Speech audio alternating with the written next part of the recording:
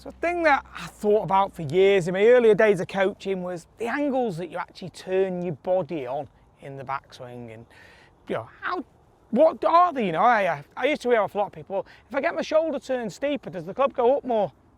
Sure, this is something you've thought about yourself. What angle do the hips turn on?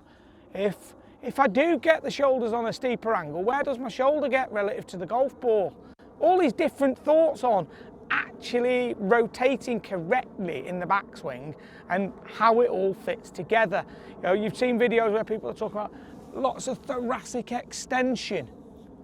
Are they all valid to you, and what is it about? So first thing, let's make something really easy for you, okay? I'm sure we'd all agree that that's pretty good posture. So from here, the angle of my pelvis set at address and my rib cage, loosely talked about shoulders for us here, is parallel or are parallel to one another. So if I rotate the pelvis from here, that right leg should actually start to straighten a little bit. So I'm loading the top of the glutes. It's not sitting it down, because if you sit it down, the shoulders have gone steep. So what will be the compensation? Get steep in the shoulders. Then what will likely happen? Back out underneath it. Low point at the bottom, really compromised. Attack angle, get a bit picky, get stuck underneath it. Two-way misses, flip club face, all the stuff you don't want to have right off the back of that. So getting the angle of the pelvis correct is vital. I always think about this really easy bit, if you really struggle for this, is if you just stood upright, okay, here, and said, make a turn with the shoulders and the hips. They're pretty parallel. Now, tilting from the pelvis, you're getting it matched. So when you go, I'm in this position here. Now that right leg's got to lose a bit of flex. So that old wives' tale of keep the exact flex in your right knee, son. That's going to get you in a better position at the top.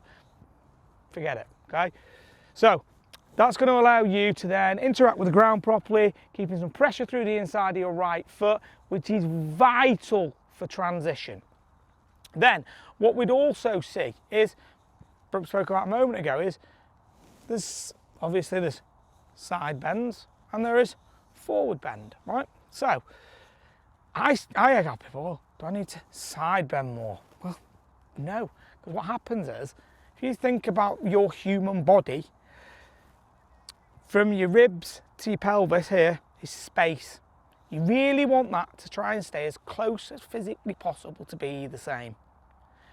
If you create more side bend, this side compresses, this gets longer, hey presto, back out.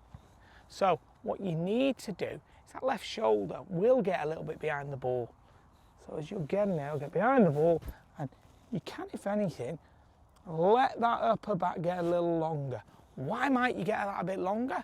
Well, if you compress downwards, that will be the perfect feel. So for you to make sure you don't actually go back to doing this, okay? So if you actually go here, halfway back, actively trying to get taller to the sky, you'll keep it in the same position whilst actively trying to go up.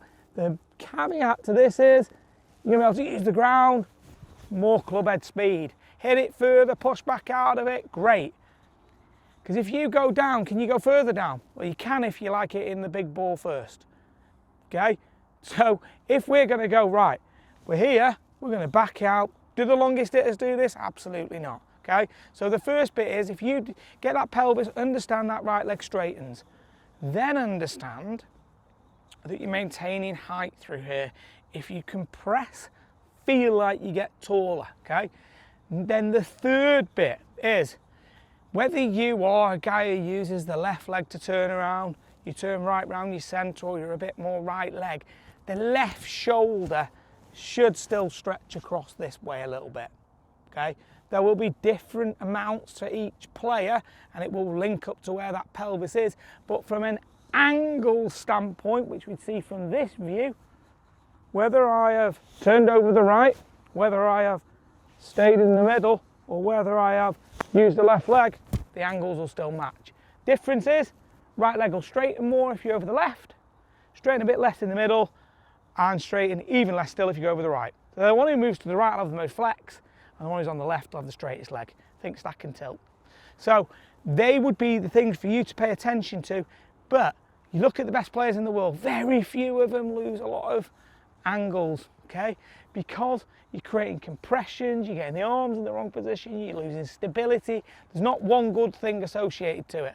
So have a look at the best way for you to go around doing this and really pay attention to the bit that makes the difference to you.